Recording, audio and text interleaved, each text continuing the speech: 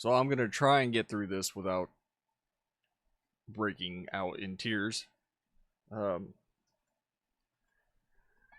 so yesterday morning, when the weather was bad, I was supposed to take the white cat to the vet and the black cat. Uh,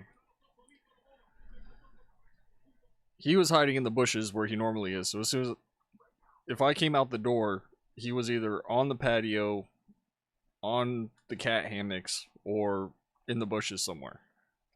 And I had put her on the patio to keep her nearby so I could just put her in the carrier and go. But that wasn't meant to be because at some point, I guess when the weather started getting bad, she climbed to the top of the screen and ripped it down and got out.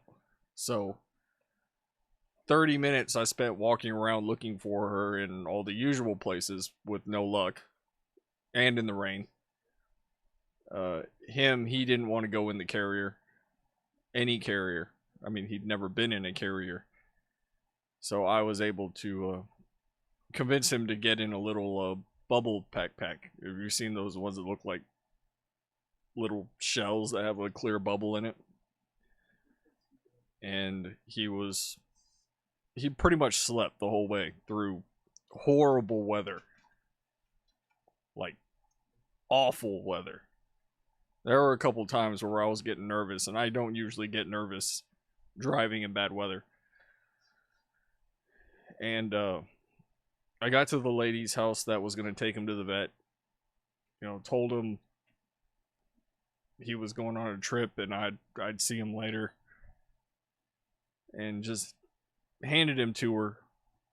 Told him bye, and then I went to work. And all of this was from a span of like 6 o'clock in the morning to the time I dropped him off at like 7:30. Because it took us like an hour and a half to get to her. So I went to work, and while I was driving, she was asking about all his health issues. And I told her what I knew, which is he'd been outside for a long time. He had skin problems. He didn't like jumping anywhere. He had a limp. All kinds of stuff. And she was saying, well, we can fix this and we can fix that and we can fix this, but we don't know if we can get him neutered. And I was like, that's fine. He's old. I don't know how old he is. Come to find out, the vet thinks he was about 10 years old, which is way older than I thought he was. I said, excuse me, I said he was maybe 5 or 6 years old. And yeah, so I told her everything I knew, and she was like, okay, well, if they don't think they can neuter him, they won't neuter him.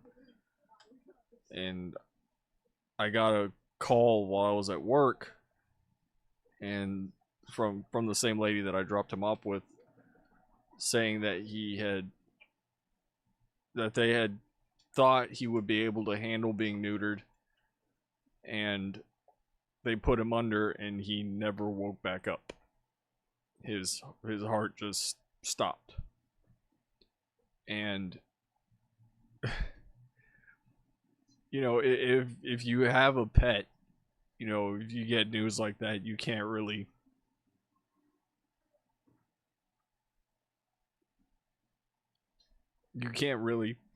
function when you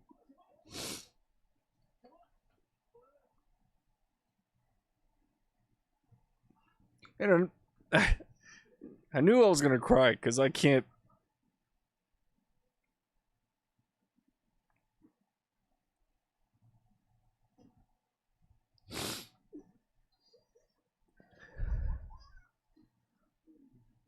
He wasn't my cat, right? But he was my cat. I'm the only person that paid attention to him. I'm the only person that fed him. I'm the only person that worried about him. So I was at work. I I couldn't do it. I just went home. And you know, it it pisses me off, right? That I can go outside and you have people that just don't give a shit about their pets, right? They just chunk them outside and, you know, hope for the best. And there's certain times where I can see where that would be okay, right? If you have some land and you got a barn or something and you want to, like a barn cat. But not in a city, in an apartment complex, you know, where you just put them outside and then that's it. Oh, you feed them, you give them some water, and maybe you see them, you know, once a day or something. You say hello, whatever. And I have the black one out there. The black one's the only stray that's left.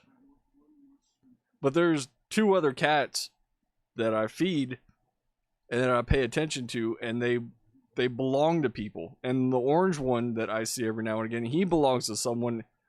And the kid comes up to me saying they're gonna get rid of him and they can't take him with them.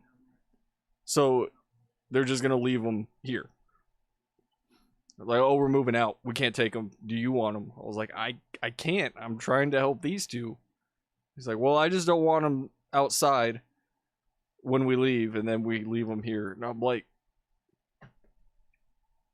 you know, at least the kid was trying to find somebody to take him, but at the same time, why even get a pet? Why get an animal that you're not going to pay attention to? And you know, it blows my mind, and it doesn't, because people even treat their own kids the same way, right?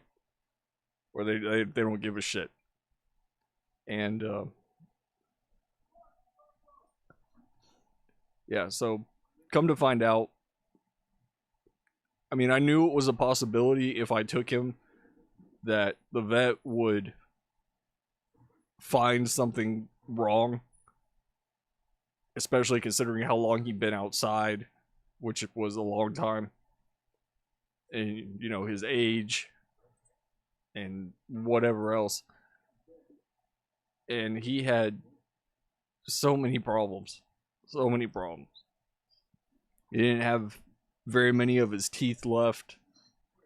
You know, his gums were infected. He had parasites. He all kinds of shit that was wrong with him. And yeah, you know, he just wanted somebody to pay attention to him. You know, he was sick. He was old. And that's all he wanted. You know, when I made that video of us walking together, it was because he had just attacked one of my dogs, one of our dogs, because I was out there. He was trying to protect me. He was trying to protect me from my own dogs. You know, if I were out there and the dogs were out there, it didn't matter whose dogs they were. He was like, nah, you're not going near them. And he was ready to fight. He was ready to fight. You know, no teeth and all. He was gonna gum you to death or something. And you know, I would say today is better than yesterday was. Today is not better. And I just keep thinking about it. I was like, well, if I hadn't taken him to the vet, then there was the possibility that one day I'd walk outside and find him dead. You know, one way or the other. With him being so sick, there's no way of knowing what could have happened if I had just left him, if I hadn't taken him to go to the vet. And at the same time, it's like, you know, I took him to the vet and he never came back.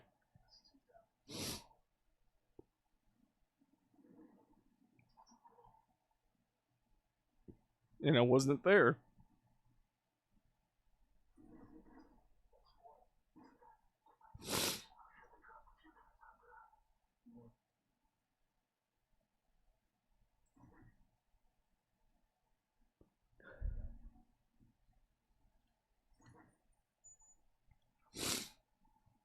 But you know, with everything that was wrong with them, it would have happened one way or the other. So there's no winning here.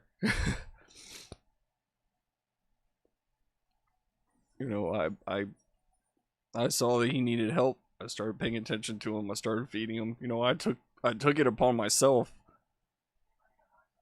to look out for him and try to keep him comfortable. And yeah, you know, that's the one thing that keeps running through my mind over and over again. It's like, well, what if?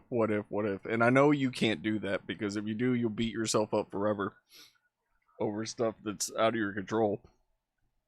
And that's what this was. You know, this was a losing situation from the get-go, and I kind of had that feeling that entire drive of taking him to go drop him off, of, you know, something's gonna go wrong. And you know, and it did. But at least he's not, you know, outside trying to find some place to sleep, or, you know, he's not hurting anymore. And I called the lady that took him, and she told me, well, they're just gonna cremate him with all the other pets that have died. And I was like, no. I was like, no, you're not. I want him back. You know, I want to bring him home. And she was like, okay, well, I'll call and find out what they do. So I won't know until next week what the procedure is going to be. I know she said it was going to be like $210 to cremate him, and then there's some $50 fee on top of it or whatever. And I was just like, I don't care, just do it. I want him back. Nope.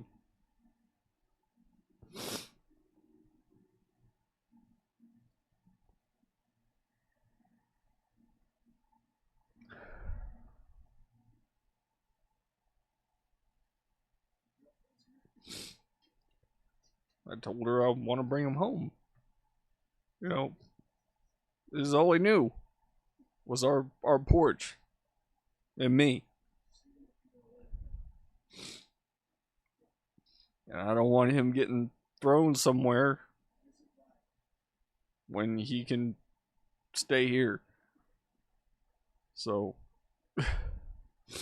obviously I failed the don't cry during the video challenge that I set for myself. But, you know, it's hard. And it's impossible to help if you have the capacity to help a stray dog or cat, whatever, right? Then it's impossible to not care. And I know that there's people that do this day in, day out of helping animals, and, you know, seeing animals pass away because they're injured or they're old or whatever. And I don't think I could ever do that. You know, even though I was trying not to get attached to the ones that are out there, you know, it's almost impossible not to, because you see them every day, you interact with them every day. And with him, it was impossible not to, because he would force me to pet him. Anywhere I went, he was right there. He's like, I'm going with you. I don't care where we're going, I'm going.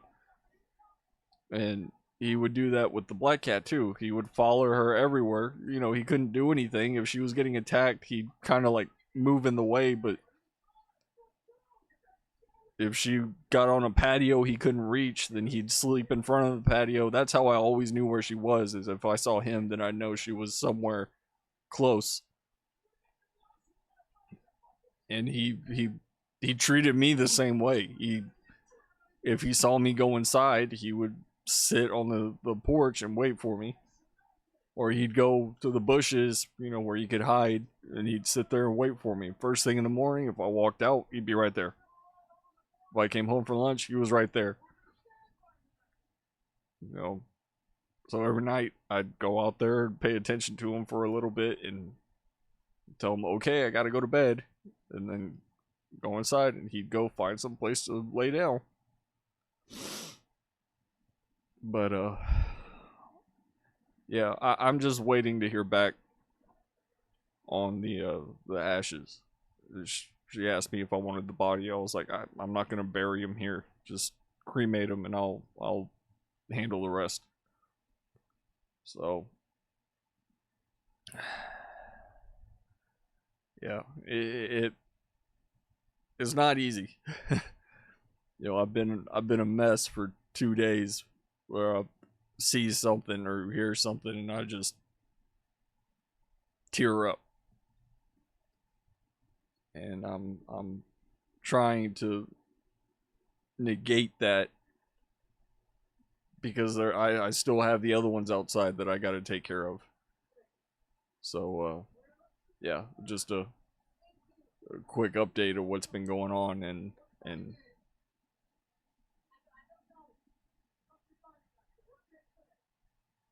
it's not fun. And I get there's people that don't like cats, there's people that don't like animals or don't want pets, whatever. But if you're a pet owner, then you know exactly how I'm feeling. Also want to say thank you to whoever got the cat food. That means a lot. It's obviously going to be used.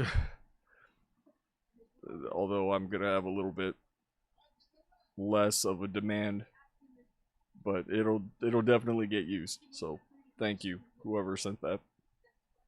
But yeah, that was just a quick update, and we'll see what happens next week, I guess.